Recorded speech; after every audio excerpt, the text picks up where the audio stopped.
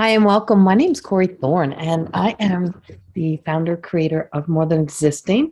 I am also someone who truly has really allowed my connection to the angels to, for a long time, be kind of put to the side, and not in losing my connection in what I give to everyone else in my work, but my personal connection.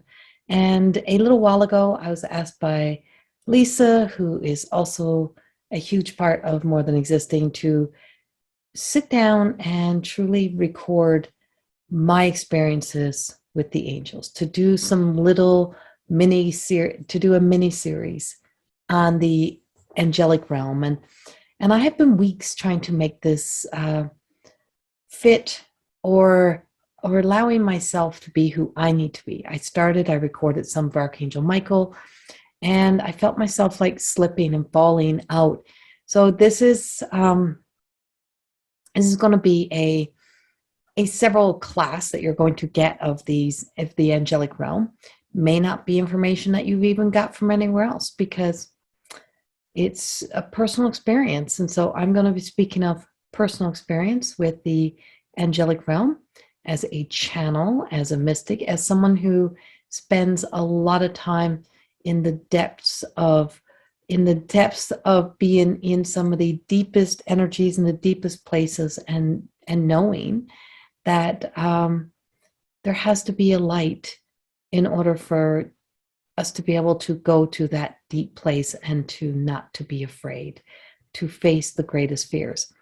And so here's our first class, or first mini series, whatever you want to call it. So the first one I'm going to speak about is going to be the guardians, and I'm going to speak probably to the guardians, and we'll have a conversation with the guardians, and allowing them to also unfold this message and what they want me to share. And my ability to be able to channel the guardians has been a long journey, and they do speak a lot through me and through this work, and being present.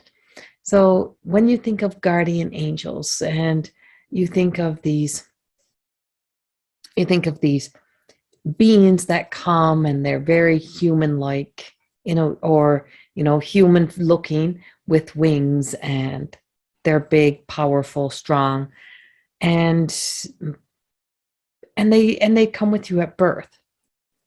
But the way the guardians appear is more as if spiritual trees. If you could be in a spiritual world, if you could be in heaven, is what they're telling me. If you imagine being in heaven, and everything was decorated with white Christmas lights, but they were all blended together. They weren't so individual. So a silver shimmery coloring is what it would look like.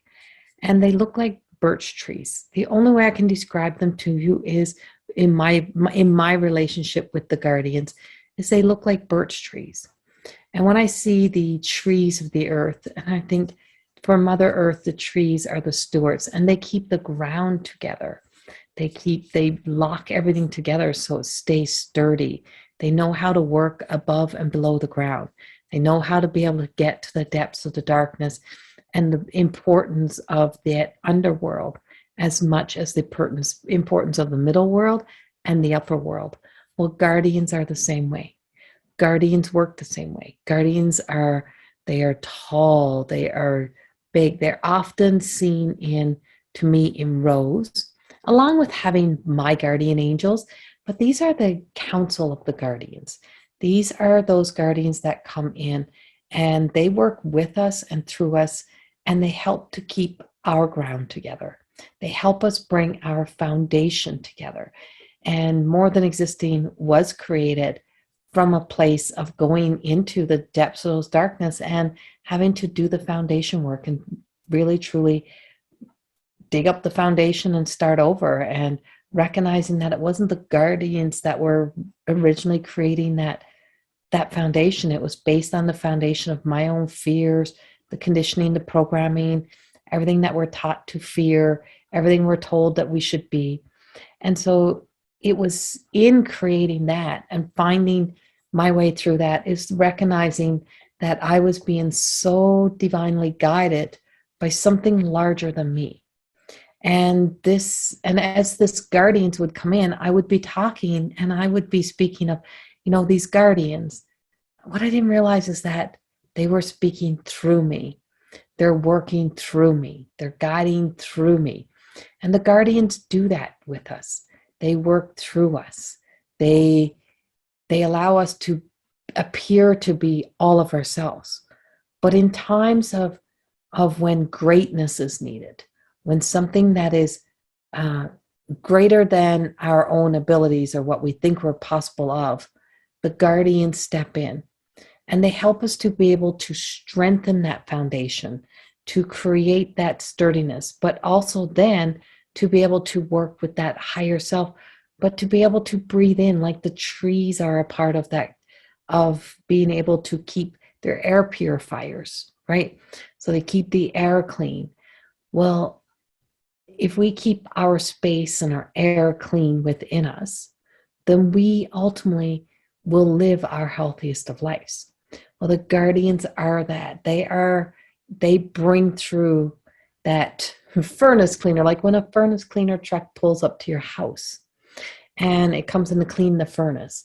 Well, the guardians are like that. They bring in these tubes of energy that help you to be able to cleanse and clear, to get out of your mind, to be able to think differently, to be able to process differently. And the guardians, as they help you to be able to have the strength and the courage that you didn't know you need, the guardians are created of the virtues. So they are virtuous. And all angelic beings are virtuous. They are the keepers of the virtues, is the way they tell me. They work at the right hand of God. They are in that higher hierarchy. They have great great status, and they have great awareness of their place. They may be of service to us, but that's because they are a steward of the light that exists within us. They're a steward of the soul. They are here to, just like they are for Mother Earth, they're here to care for that within us. They're here to be on guard and watch over that speck of that God that exists within us. So they are connecting and keeping a flow of light and energy flowing to and feeding that light that is within us.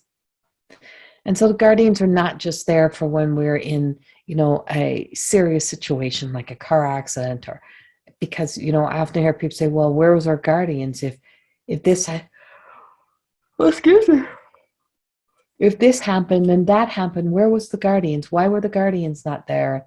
If there's guardian angels, why didn't they save that person?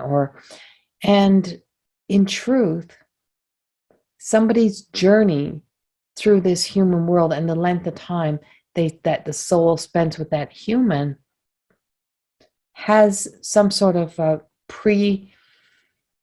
pre-chosen expiry, I guess, is the way I like, a date when, or a time when you would be returning because you have gained that wisdom, or you have completed the task or finished your contracts, whatever it may be. But that's the way they give it to me. And so they ultimately don't work for us. They work for God. They work for this. They work for the divine presence of the divine energy. And through that divine energy is we get to reap the rewards of the after effects of the things that they come in and help us to be able to keep that wisdom flowing. Yeah, that's it.